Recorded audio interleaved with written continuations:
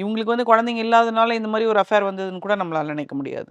ஆனால் பார்த்தீங்கன்னா அந்த ஏஜ் டிஃப்ரென்ஸ் பிட்வீன் த 2 பேருக்கும், அந்த ரிசப்ஷனிஸ்ட் அந்த டாக்டருக்கும் பார்த்தீங்கன்னா 20-30 வயசு இருக்கும். 70னா கூட 40 வயசு கூட சொல்லலாம். ஆமாம். ஸோ அந்த ஏஜில் தான் அவங்க 2 பேருக்கும் இது வருது. அதில் என்ன பண்ணுவாங்கன்னா 2 பேரும் உட்காந்து பார்த்துக்கிட்டே இருப்பாங்க. நான் கேட்டேன், எல்லாத்தையும் கையில் லட்டு மாதிரி இருக்குங்க அப்படின்னு. இல்லைங்க, எனக்கு இந்த டைம் வந்து என்னால் உள்ளே போய் பார்க்க முடியல. ஃபஸ்ட்டு இதை நான் பார்த்துட்டேன், 2வது என்னால் பார்க்க முடியல.